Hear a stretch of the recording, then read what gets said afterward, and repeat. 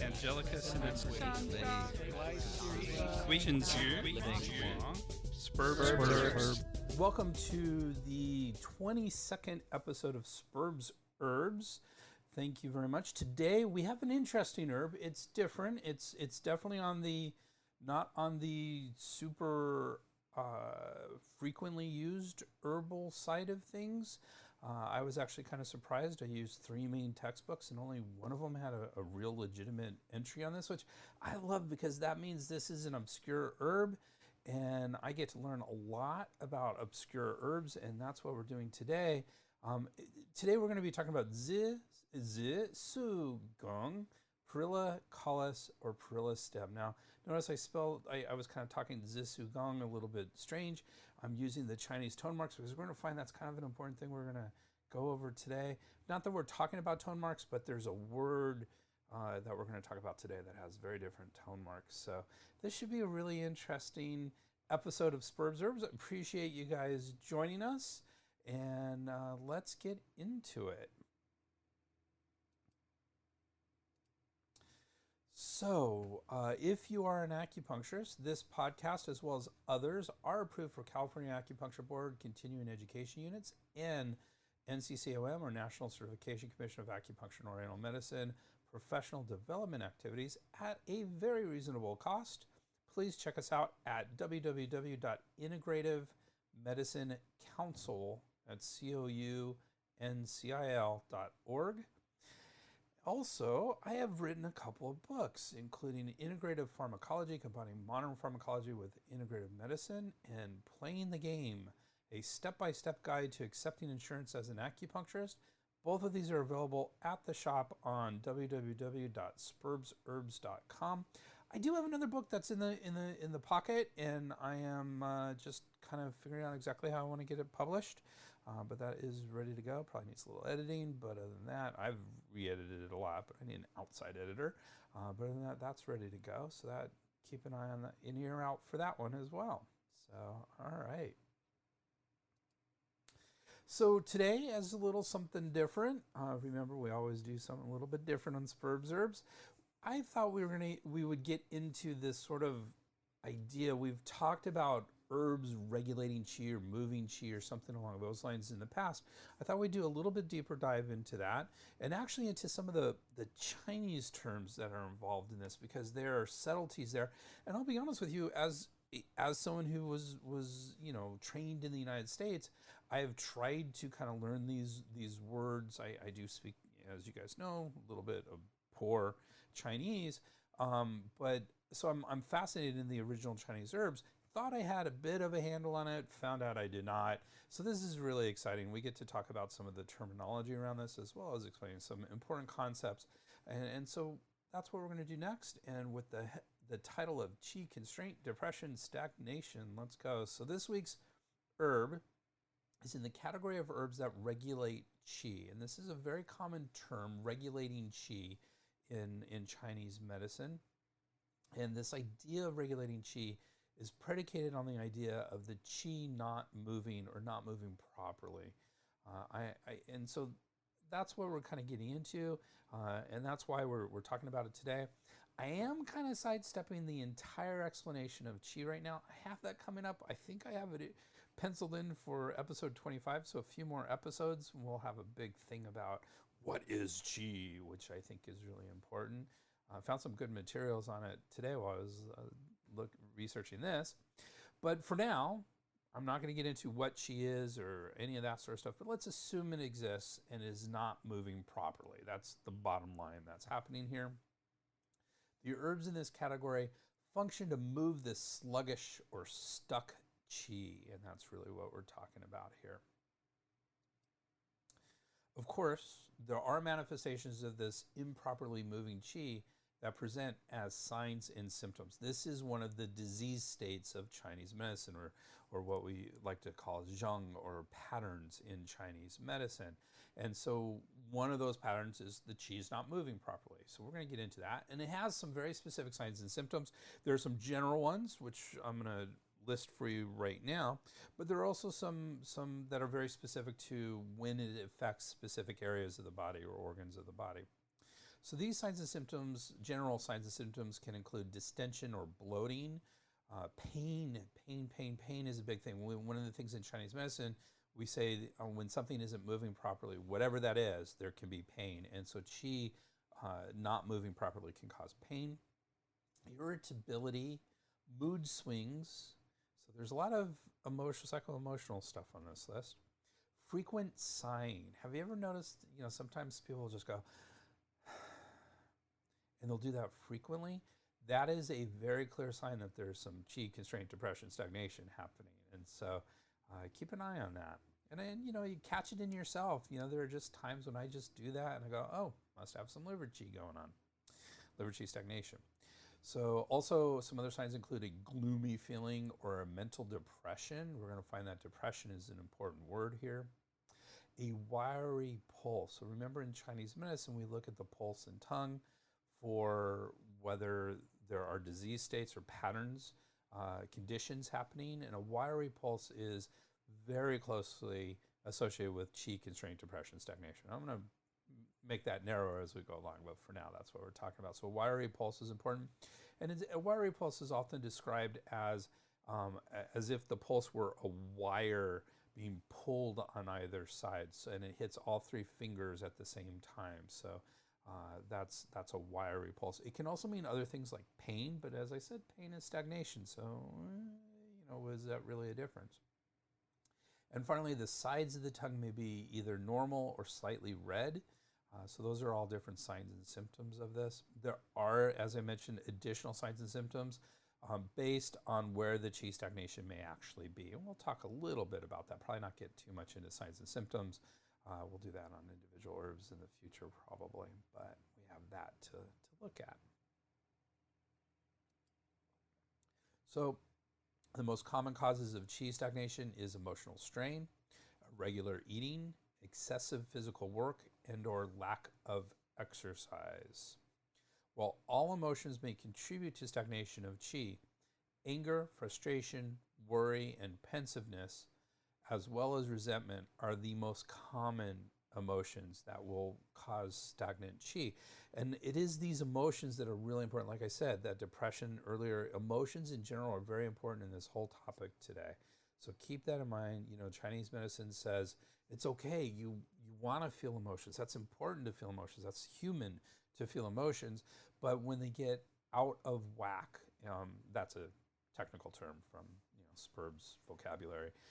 No, if they get out of control, then they can cause conditions and disease states and patterns and things along those lines. So the liver is the most common organ affected by qi stagnation, though other organs may also be affected. This is because one of the liver's role is to actually promote the smooth flow of qi. So if the qi is not flowing smoothly, either the liver is not doing its job properly, or the fact that it's not moving slowly is affecting the liver, and it can become a chicken and egg thing. Is it not moving because the liver isn't doing its job, or is the liver not doing its job because the qi isn't flowing, sort of thing. So there's a little bit of that, but the liver is always going to be involved with qi flow.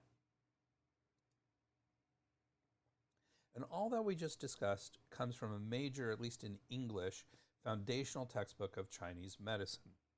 The author doesn't always discuss the Chinese words involved in his translations, interpretations. There can be subtleties in those translations.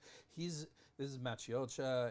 Anyone who's studied Chinese medicine knows the name Maciocha, and he's wonderful. I've met him. He was a student, and teacher of mine, and in my doctoral program. And so really, really smart, nice guy.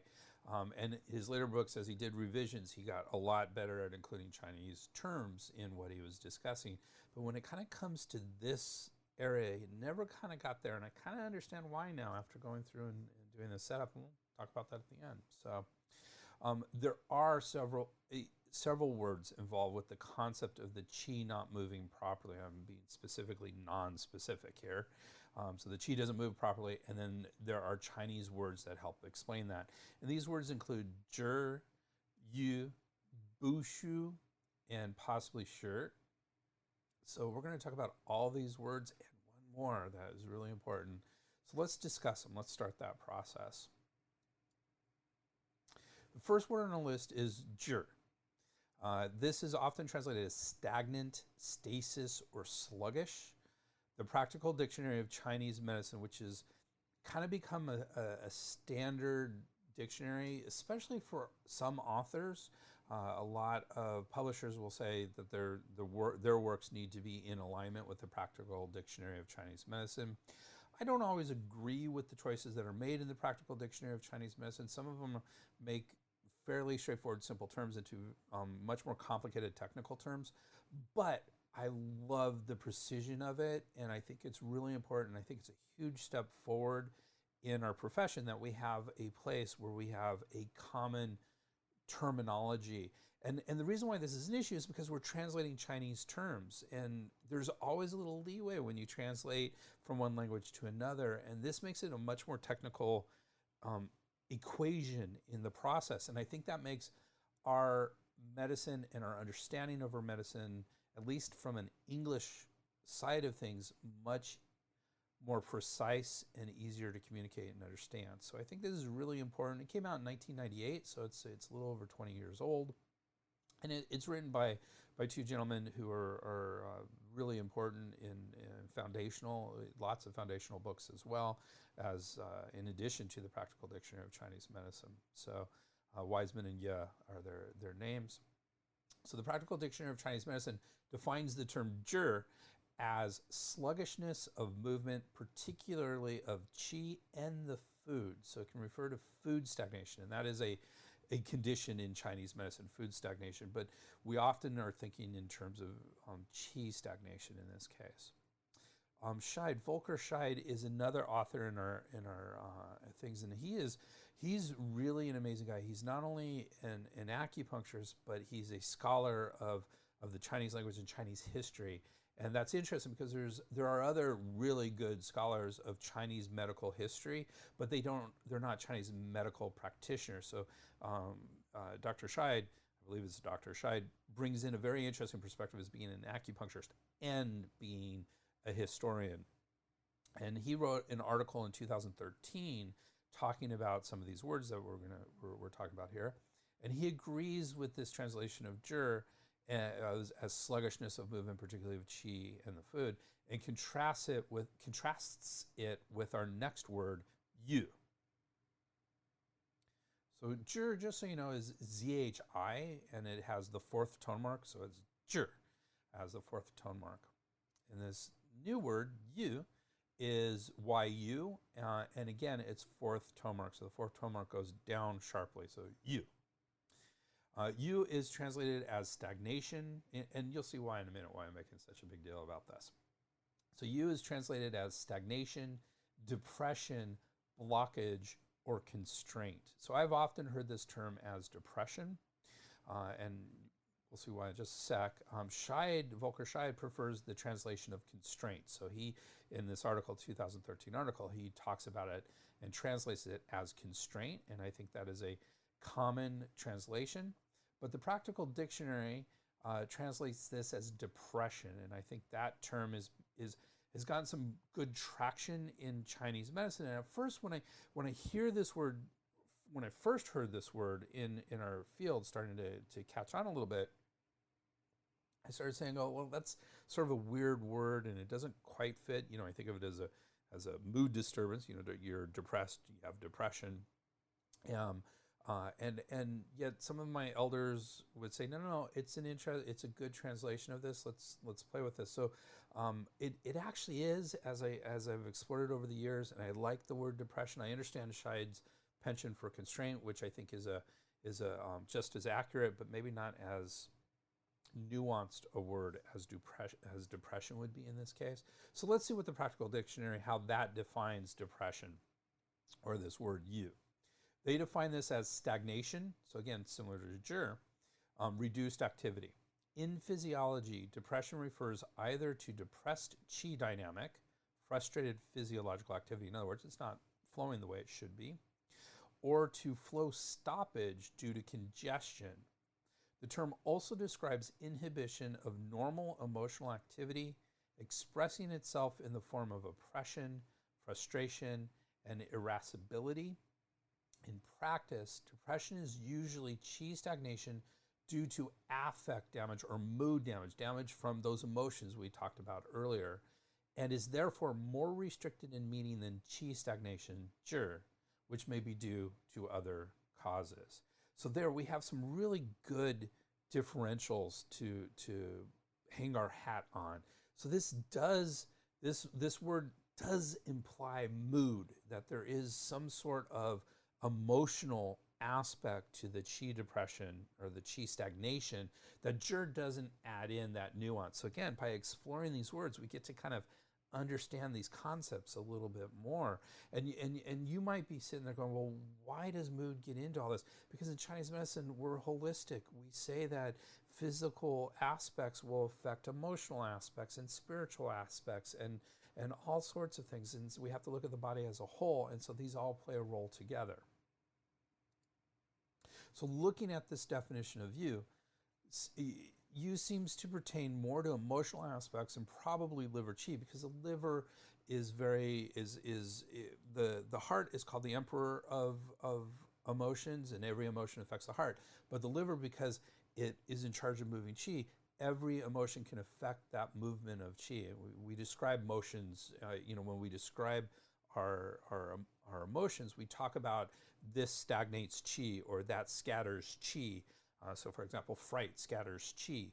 And so all of that affects the movement of qi. So all emotions will affect liver. And so that's why we're saying that here. And Shai tends to agree with this, stating, to Chinese speakers today, constraint or yu thus can refer to both the emotional and physical feelings of blockage that are common symptoms of emotion-related disorders. So there's this concept, so we have to keep in mind that when we're talking about yu, we're also talking about emotions. And so there is a constraint of qi, there is a zhi, but it also is affecting our emotions at some level. So bu shu, I should make that again. Bu shu, that's fourth tone and first tone. According to the Practical Dictionary, this term is translated as constrained, and it means normally free-flowing actions of particular organs are constrained and unable to do their job. So for example, constrained liver qi, or gan chi bu shu, is defined as deficiency of the liver's free-coursing action, usually caused by affect mind binding depression. So affect mind, so affect is mood, emotions, and the mind is in charge of that, and it is an aspect of that. So it's binding the emotions, and especially depression in this circumstance. It is treated by coursing the liver and resolving depression. So now this depression that we're talking about is that depression we were talking about with yu. So that is what because it's the same dictionary, it's talking about the same thing. So this is when yu affects the liver, then we have constrained liver qi, or gan qi bu shu. Constrained spleen qi, or pi qi bu shu, non-movement is defined as non-movement of spleen qi caused by impaired liver-free coursing, dampness encumbering spleen yang, or congestion of food. So this is a little bit more, it's not as specific as the constrained liver qi, because it has several different reasons for it. We have, if the liver isn't moving properly, you can have this constrained spleen qi. If there's dampness encumbering spleen yang, so that's a whole nother concept, spleen yang, but that's the warmth of the body, the movement of the body. And dampness is this sort of heavy, damp feeling that happens. So dampness can kind of encumber the spleen yang, so it can't move and brighten and warm the rest of the body. And of course, excessive or improper congestion of food. So ingestion of food can cause congestion of food, and all of this can lead to constrained spleen qi, or this bu shu of the spleen. In general, bu shu appears to be more specific application of zhi and yu, referring to the end pattern affecting a specific organ rather than a disease process. When we're talking about stagnation or depression, this is what is happening to the qi, but it isn't, and you have symptoms because of that, but it isn't affecting an organ yet. It's not an end pattern yet. And that's where the bushu kind of comes in, is it when an organ is constrained, that's when we're going to have this condition. So then we also have another term, shi. Shi, which is going to be second tone, is translated by the Practical Dictionary as repletion, meaning the opposite of vacuity. That is the entire definition of it. But then it goes on and says a repletion pattern is any condition in which the presence of evil is resisted by the body. So at first blush, this may not seem to pertain to what we've been talking about, but it specifically says it can refer to static blood or blood not moving.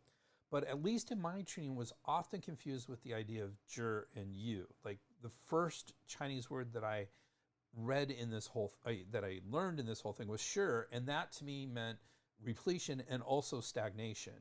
And that's not true. This doesn't necessarily refer to stagnation, but it's probably due to the fact that often stagnation and depression are associated with replete conditions. But you can have those patterns in vacuity conditions as well, and that would be kind of considered a mixed pattern. But you can have vacuity not allowing the free flow. In other words, there's not enough qi to actually move properly, and that can cause stagnation. So you can have a vacuity stagnation happen, but often when we see that happen, we think of it in terms of little pockets of repletion. So often stagnation is considered a replete condition, but not always. And so this idea of using this term shi or repletion as stagnation is probably not an appropriate way to use this term. So that's one of the things I learned while going through this process. And that brings us to another term, and this is why I was emphasizing the tone marks. This is also yu, but this one is first tone rather than fourth tone. So instead of yu, this is yu, this is yu. That is first tone. So just to throw in another very confusing wrench into the works, we have another term, yu. This sounds like the same term we were using earlier, but it is a completely different word. I do have the graphics. If you see the graphics, the ideograms, they are different. This is a different Chinese word, and it has a different tone mark. So it's very different in that context. So the Practical Dictionary has two very similar definitions. It says yu means sluggishness or cessation of movement, specifically of the blood. And number two is static blood. So this is a term, so yu, which is qi yu, is depression of qi and involving something with mood. This yu is about the blood, and it is basically stagnation of the blood. And so you wouldn't say qi yu, you would say qi yu for that other word that we already talked about. So that's just part of the potential confusing nature of Chinese language, and why it's really important to know your tone marks. You know, it's one of those things as an English speaker, I'm really bad at remembering all the tone marks, but they really are totally different words without those tone marks, and so it's important to have those in there. And if you're not familiar with it, there are four tone marks, and then what's known as a neuter tone, which is no tone mark. So 4 or 5, depending on how you want to count them. And so that's what we're talking about here. So yu, fourth tone, is translated as depression or constraint, as Volker Scheid would. And then yu is this other term that means stasis, really, and is only refers to blood. So it's blood stagnation or blood stasis. So good, another differential there. All right. Well, I come out of this with a better understanding of the different Chinese terms, and I feel they are distinct terms, but not necessarily in the way I thought. Zhi seems to be a more general term for stagnation, applicable especially to qi and food. Yu, that's fourth tone, yu, appears to be slightly more specific term involving constraint or depression of qi, especially in the presence of psycho-emotional aspects. Bu, shu, or constrained seems to be even more specific term describing what happens when qi or other aspects become constrained in a specific organ, usually the spleen or liver. Shi does not necessarily mean does not necessarily mean any stagnation or sluggishness, but fullness, which lends itself to stagnation but is not the same thing. And finally, yu only refers to blood and not qi.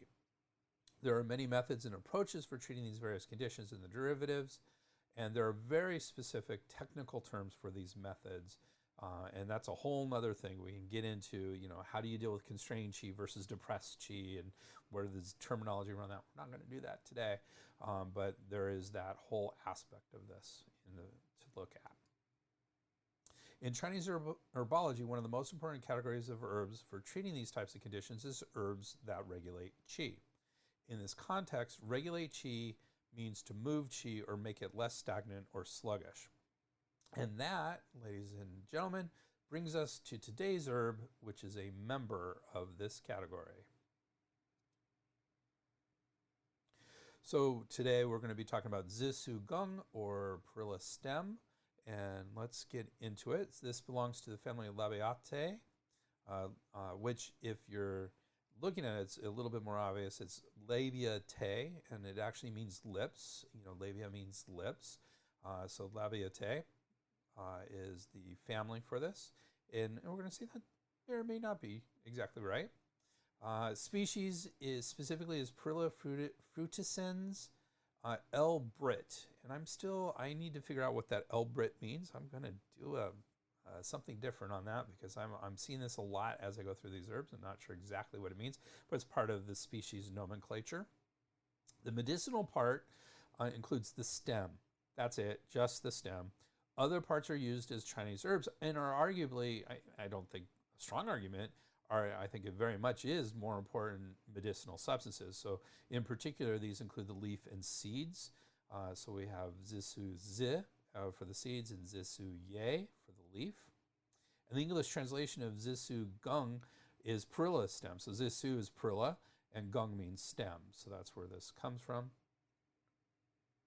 There are other names for this as well, including Basilic japonis, beefsteak plant, Dentita nankinensis, Japanese basil, Japanese melissa, shiso, wild coleus, and in Japanese shisoko, and in Korean jazogyeong, as well as in Chinese another term for this is just sugeng, so you can drop the zi, so it just becomes sugeng. So all this is really important, and some of these are interesting. If you're familiar with shiso, the leaf, God, I'm looking forward to talking about the leaf after this one, is a whole nother thing. You're familiar with this plant, even if you're not familiar with this plant. If you've ever had sushi, you're kind of familiar with that. I'm going to leave that hanging for when I actually talk about the leaf, or you can ask me questions and I can answer them later. So Bensky, remember, I have three major texts that I look at, as well as others. I look at a lot of different sources, but three of the main ones. And one of those is Bensky and his team, Bensky et al. And he says, that team says the dosage is 4.5 to 9 grams per day, and one should not cook for a long time. So whenever we see that, when it shouldn't cook for a long time, it really is referring to the idea that there are volatile oils here, and if you cook it for a long time, and those are medicinal in action. So if you cook it for a long time, those volatile oils will cook off, and it will not be effective as an herb. So generally, when we see that, we throw it in at the very last minute. If we're decocting it, we'll have it softly boiling. We'll turn off the burner and then add this herb at the very last bit. So it does get the warmth in the boiling water, but only not extensively at all. So let's talk about this Labiataceae family. I do not pronounce Latin, so please excuse my pronunciation there. So Labiataceae is also known as the Lamiaceae family. That's why I said it may or may not be the right family. And includes flowering plants commonly known as the mint, dead nettle, or sage family. Generally, Lamiaceae is considered the more correct name, though Labiataceae is a correct alternative. So, when we look at this, we see there's often when we look at families and genera and all these different ways we break down plants and animals, it's a lot of guesswork. You're looking at morphology, you're looking at what something looks like and saying, okay, I think it belongs to this family. It has these aspects that are similar, and so they belong over here. But then lately, in the last 20 or 30 years, we've been able to do genetic testing on these, and we realize they're not at all associated with this, and they're over there, and we need to combine these, and so there's a lot of action and sometimes not a lot of clarity as to which family or genera or where plants and animals fall into. So we see a lot of different movement in this, and that's where this comes up. That's why it might be a little confusing. There's two different families, though they're really the same family. They're just called different things. This family does include many aromatic, culinary, and medicinal herbs, including basil. We already mentioned Japanese basil, and that's what this herb is. But normal basil, Italian basil, if you would, I should say normal Italian basil, is also in this family. Mint is in this family. Rosemary, sage, savory marjoram, oregano, hyssop, thyme, lavender, and then some medicinal herbs, salvia, catnip, oriental motherwort, and of course this plant, Perilla, are all part of this family. So really kind of very tasty, as you can tell, with all this, and also very, very aromatic, a lot of aromatics, and very medicinal. So important family of plants. There are approximately 236 genera and up to 7,500 species. So if you're a little confused between genera and species, remember this was Perilla frutescensis. Frutescens, Perilla frutescens. That Perilla is the genera, and then the more specific species is the frutescens. So think of it as, you keep getting more and more specific. So that's why there's a lot more species than genera, because often there are many species in a given genera. And there's lots of distinguishing factors. One of the things I love about learning about these families and everything is you start to learn. I'm like, okay, well, you would think a family would be very similar, like they would have similar plants, but no, sometimes there are vines and there are trees and there are shrubs all in one family.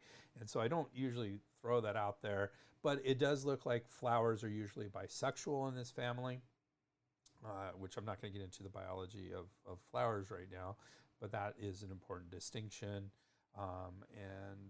Yeah, that's it for the Labiatae family. So back to Zi Su Geng. So the category of this herb, as we've mentioned already, according to Bensky and his team, is an herb that regulates the qi. Chen Chen does mention this herb, but does not put it in a category. It actually has it as a little note at the end, I think, of the seed, the Perilla seed that it talks about. And what's interesting is I said, the seed, the leaf, and the stem are all herbs, and they're all in totally different categories. They have completely different effects. And so it's interesting that we see that. So the fact that Chen and Chen doesn't put it in a specific category does not mean we can make the assumption it's in the same category that it's in the seed, which it isn't true. Bensky also says, and his team say it is acrid, sweet, and slightly warm, and enters the lung, spleen, and stomach. So just take a pause in there. So, that's an interesting thing. It enters the lung, spleen, and stomach. So remember we said these are qi regulating herbs, and we usually think of qi being stagnant and affecting the liver in some aspects. So the fact that this does not enter the liver is a really interesting fact about this herb. And I think, I didn't go through them all, but I think it's a rarity in this category of formulas that it does not enter the liver. Bensky goes on and says the original source for this herb is miscellaneous records of famous physicians, or the Mingye Bie Lu, written around 500 CE. So this is a little bit newer herb. We often in our herbs we talk about it being in the Shennong Pen Sao Jing, or the Divine Farmer's Materia Medica. And that's the first existing book on individual herbs. So this definitely is written about later on, about 300 years after that. So good quality of Zi Su Geng, according to Bensky, consists of purplish brown or purplish black stems with an aromatic fragrance. So that aromatic again comes in. There's smells to this. Zhao and Chen, which is a book specifically on determining high quality herbs. It's about identifying herbs. It's an herb identifying book. So it's a great book. So superior grade is aromatic and has purplish brown outer skin. It had pictures and a little bit more detail, but nothing that would be really useful in this context here. I just didn't want to short shift them. That's the only thing they said. There was more to it, but nothing that was super specific. One of the things they did say about the stem is that it's hollow in the inside, and you can see that in a cross section.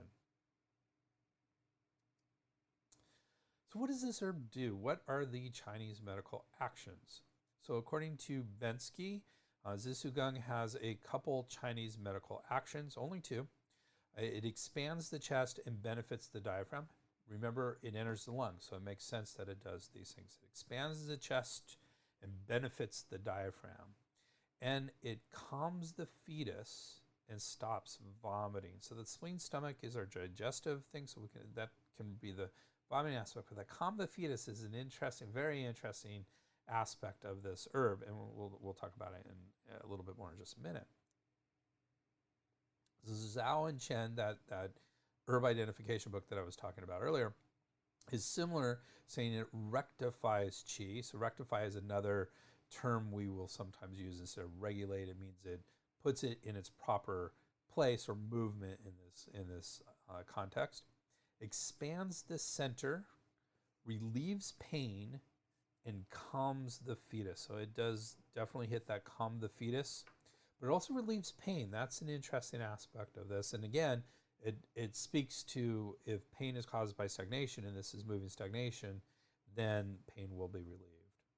And then finally, Chen agrees, saying it regulates qi and expands the chest. Again, remember, they did not have, that was it. They had like one line on this herb, and that was about it. It wasn't a full entry with the Chen book, but it's definitely in the same context of these other two books, except it doesn't mention calming the fetus. So we like to talk about Western uses of herbs. This herb is used almost exclusively as a Chinese herb. There were none that I could easily find about Western usage of this herb. WebMD has several uses of this herb, but does not distinguish between the leaf, stem, or seeds. So take that in context. And it says it's good for canker sores, airway illnesses, which would be in line with the Chinese medical aspects of this, and stomach issues, which could also be, because it enters the spleen stomach, could also be in line with what we're talking about here as well. So let's talk about some commentary that was in Bensky. It discusses some interesting aspects of this herb. This herb promotes the flow of qi, eases the middle, harmonizes the stomach, stops nausea, and calms the fetus in pregnancy. It is best for those who are weak or debilitated. So again, this is an interesting aspect of this. Usually, a lot of the herbs that are in this category of herbs are for people who are a little bit more replete, full, stronger. So this is interesting that it's useful for weak or debilitated patients. According to the meaning of Materia Medica, as translated by Bensky and his team, Perilla has an intensely aromatic qi, and the stalks are empty inside, which thereby allows it to thoroughly rise and descend. The qi to rise, the herb to rise and descend, and bringing the qi with it.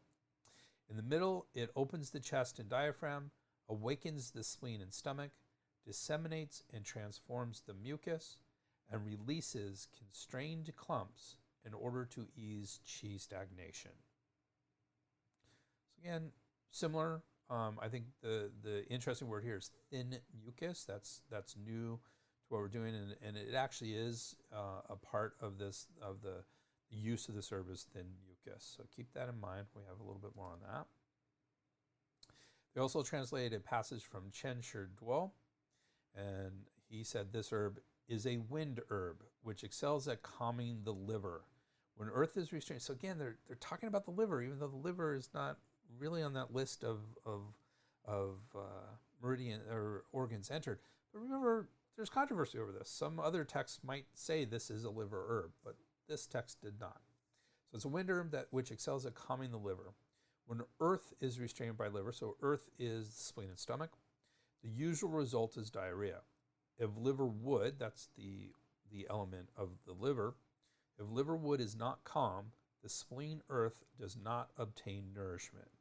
Not to mention that, because it is acrid and warm, acridity or spiciness can immobilize dampness, while warmth can expel cold. There's no reason to prohibit it for people with cold spleen and stomach. In fact, it is beneficial. How could it cause loose stools or diarrhea? However, its acrid aroma can disperse the true qi. Short-term use is no problem, only long-term use can harm. This is a warning of which one should be aware. In other words, what they're saying here is short-term use, that for expelling cold and for dampness is going to help diarrhea, won't cause diarrhea. But if you do take it long-term, then the qi will be dispersed and you won't be able to process food properly and you will have diarrhea. So this is saying basically don't use this long-term. There are several different forms of Zi Su Geng. If the stalks are collected in the summer just after flowering, it is known as tender perilla stalks or Nun Su Geng. If collected in autumn after the seeds have matured, they are called old perilla stalks or Lao Su Geng. Homegrown is known as household perilla stalks or Jia Su Geng. Generally, the tender perilla stalks are considered superior. However, in certain locales, old perilla stalks are preferred, especially for calming the fetus in pregnancy. As mentioned earlier, the seeds, let's talk about some comparisons with other herbs. So as mentioned earlier, the seeds and leaves of this plant are also medicinal herbs. These differences are as follows, according to Bensky and his team. The leaves, Zi Su Ye, are light and lifting and so are used for externally contracted wind cold, dispersing and smoothing lung qi closure, disseminating and unblocking the muscle layer and exterior, draining wind, and transforming the pathogen in a most agile fashion. So this is often used for external attacks. So that's what it's saying. It's like it pushes the pathogen, it works on the exterior, and that's where that's coming from. The other interesting aspect of this is that it is, and I'm going to say that thing that I foreshadowed earlier. The leaves are actually one of the interesting aspects of it. It is used for seafood poisoning, and so often used in sushi. Not just, it can be wrapped up in a sushi roll, but it's almost always on the side. And if you've ever had like store-bought sushi where they have that little green plastic piece in there, that little green plastic piece is supposed to be a representation of Zi Su Ye, this leaf. And the idea is that in a high quality sushi restaurant, you don't need this. And a okay quality sushi restaurant, they would give you some Zi Su Ye probably, and that is to ward off any potential seafood poisoning of eating the raw fish. And so that plastic piece is a function of that. And so this perilla leaf is actually supposed to be served with sushi. So when we move on to the stalks, which is really what we're talking about here, the stems. The stalks are firm in texture, and although they are hollow inside, close to the roots, they are large, rich, and thick. The largest close to 1 inch in diameter. They are accordingly used to open and drain internal qi, relieve clumping, stop pain, direct rebellious qi downwards, so that's a different aspect, but that again helps digestion. Calm wheezing, so that's the lung aspect, unbind the stomach and awaken the spleen, and are particularly important in the treatment of leg qi. Talk about that in just a second. Thus, the aim is quite different from that of opening and draining externally contracted disorders. So the Zi Su Ye is about opening and draining externally contracted disorder. These stalks are not that way at all. So leg qi or jiao qi is a pattern of numbness, pain, limpness, and other potential signs of the leg caused by damp and wind. So this is good for leg qi. Finally, the seeds, Zi Su Zi, are slippery, easing, and go straight down, directing qi downward, reducing phlegm, alleviating cough, and moistening the lungs. So that would go to the lungs as well. But it has a totally different aspect again for the leaf or the stem. They also state that Perilla Zi Su Geng is this one, is the herb of choice for treating qi stagnation in the chest and abdomen during pregnancy. So that's the real reason why you would use this as compared with any other herb out there. If someone has qi stagnation in the chest and abdomen during pregnancy, this is your herb.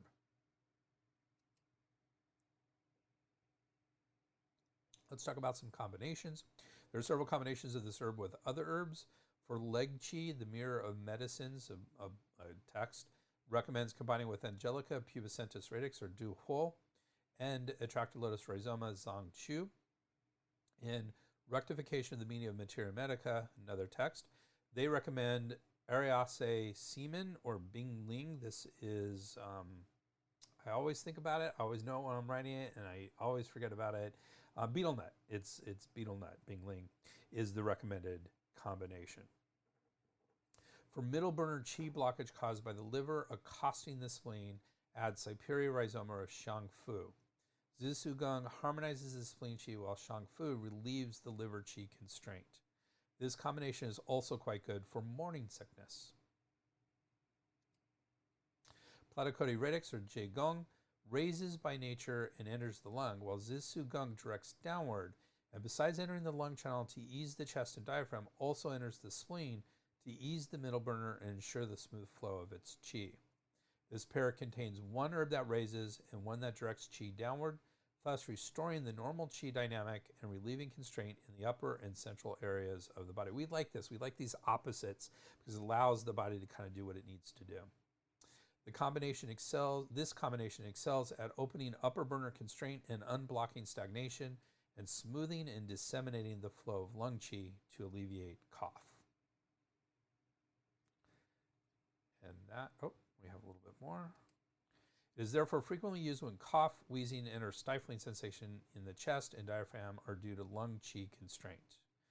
Furthermore, because of their qi regulating action, this pair of herbs is often used with good results when the spleen and stomach qi is constrained, leading to focal distension of the epigastrium, loss of taste for food, nausea, and reflux. Because the actions and nature of both herbs are relatively gentle, they are appropriate individually and as a pair for elderly, deficient, or pregnant patients. So it's an interesting combination of herbs here. All right, let's get into the contents of this herb. This herb contains many volatile oils, including perilla ketone, and this is according to Badal, which is our pharmacology textbook, as well as Greenwald, which is a safety textbook. Is described a gastrointestinal prokinetic effect. So in other words, it increases peristalsis. So if you have sluggish digestion, then this herb, this particular, not the herb, but this particular volatile oil, perilla ketone, can be helpful for that. And Grunwald says it's possibly has anti-tumor properties as well. So it might be anti-cancer, anti-tumor. Other volatile oils include perilline, egomacetone. Again, you have to, these are interesting scientific words. Isoegomacetone, ethyllenolinate, and linolenic acid. It also includes beta-sitosterol, a terpenoid that helps prostate problems as well as having anti-inflammatory, antioxidant, and immune strengthening effects. So we start to see why it might be useful. But again, not a common herb, not well researched, so there's a lot more research to do on a lot of this stuff. In addition, this is going to be fun, rosmarinic acid, malonyl shisosin, cyanidine 3-O-caffeoyl glucoside 5-O-glucoside, cyanine, chisonine, malonyl chisonine, 2-hexanoyl-furan, anisole, caryophyllene, and curlone also appear to be present in the stems. I got through it, mungling it way too much. So let's talk about the science of this herb. Again, this is an obscure herb, so there wasn't a ton of science around it. One author, Ahmed, in 2019 says stems are used as an analgesic and anti-abortion agent traditionally. So that's not in the literature, and I don't agree with it because we keep saying in Chinese medicine, we keep saying during pregnancy, you can use this herb. So I don't think it's an anti-abortion agent. Actually, maybe it is an anti-abortion agent. Maybe it prevents abortion. Yes, I'm sorry, I was kind of misinterpreting that. So it's good for pregnancy, in other words. So, and it stops pain, analgesia. So that's good. Other than that, there really was a paucity. There wasn't much evidence in the scientific literature for this herb. There were several studies that looked at formulas with this herb as a constituent, but little about the herb alone. And I don't look at those formulas because you never know which herb is what in a formula, so I don't ever cover that in this section. Let's look at drug-herb interactions here. I did a thorough literature search as well as a search through my proprietary database. Anytime I find any drug-herb interaction stuff, I pop it in a spreadsheet and database for myself. And there were no known drug-herb interactions or obvious potential risks for drug-herb interactions for this herb. Again, not surprising. The more obscure herbs, the less likely we're going to find that information. And I often find that very commonly used or important herbs are well researched and have a lot of potential drug-herb interactions. And that makes sense. You know, why are we going to spend a lot of time, energy, and money investigating an herb that is relatively rarely used? So, all right. So what are some of the concerns about this herb? So Bensky and his team note no cautions or contraindications for this herb, other than what we talked about earlier in the commentary. It said that long-term use is probably not the greatest idea. Similarly, the Botanical Safety Handbook does not have an entry for this herb. I love this book. It's put out by the American Herbal Producers Association, very well researched and written by Gardner and McGuffin, their editors actually. And they usually have really good context for the safety aspects of these herbs, more so than a lot of other literature that I read. And there just wasn't anything in there.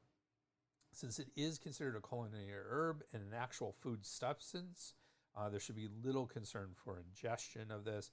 However, having said this, Bensky does have some concerns for using the leaf of this herb in patients with diabetes and in those with spleen and stomach cold, which, again, if you remember back to our commentary, we said it can actually be used in spleen and stomach cold with there's a little bit of dampness. So it's more concern. It's not a contraindication for use in spleen and stomach cold. Diabetes, it is said to increase blood sugar levels. Again, not a lot of science behind that, so keep that in mind. I would certainly, if I were going to give this to someone who's diabetic, I'd want to closely watch their sugar levels, but it wouldn't necessarily stop me from using this if I thought this was an appropriate herb for a diabetic patient. And then finally, Grunwald, which is the herbal supplement, the physician's desk reference for herbs and supplements, does say that this herb is contraindicated in pregnancy because of some in vitro studies showing mutagenic effects. That's huge. Mutagenic means it mutates genes, and you don't want that, especially if you're pregnant. They continue on to say this plant does not have any known health hazards when dosed properly, and they do discuss the potential for allergies with this herb, which is kind of mentioned in some of the other sources. So if we're really going to talk about concerns, the big concern for me is allergies. So like anything, especially plants, there's the potential for an allergy here. So if anyone gets any weird sort of allergic reactions, I would stop this as well. Grunwald is the only one who says don't use it in pregnancy, even though it's traditionally used in pregnancy. So I find that book in particular seems to be pretty heavy on the if we don't know, let's say don't do it in pregnancy, rather than looking at a lot of studies. Though they did say there is some in vitro studies. Now, in vitro usually that means in glass, so that is may or may not be pertain to humans. So in this case, I'm not worried about this in vitro study that might show some potential mutagenic effects. Nothing else out there is really supporting that, so I'm not worried about that as a concern. I would feel pretty confident being able to use this herb in a pregnant situation, pregnant woman with a pregnant woman. Okay, so that's our herb, Zi Su Geng. Appreciate you guys hanging in there. Thank you. There was an interesting discussion on Chinese language and some specific Chinese terms. And then this is, like I said, it's a different herb. It's not one of our most popular herbs out there, but I think it's an interesting herb, and it has some very specific indications for us to use it. So that's really good. And so I thank you guys for hanging in there with me. Just want to remind you, when you buy from Amazon, please use the banner ad on our homepage at sperbsherbs.com. That would be helpful. I'll get a few pennies. I haven't had a few pennies for months now, so it would be nice to have a few pennies coming in. If you like this podcast, please do us a favor. Give us a 5-star rating in your favorite podcast app. We would really appreciate it. Thank you very much for considering that. That'll help us get some more traction. We're growing. What I love is every week I put out a new Sperb Herbs. There's more listeners than the week before. So that's what you want to see, are those trend lines. So appreciate it. And as always, you can get in touch with me at drgreg@sperbsherbs.com or at our website at www.sperbsherbs.com. Thank you very much. Sperb Herbs. The proceeding was presented by Dr. Greg Sperber. We would like to thank Janelle for all her support and everybody else who contributed to this program. Janelle. Timothy Dobbins, Rogers, Campbell,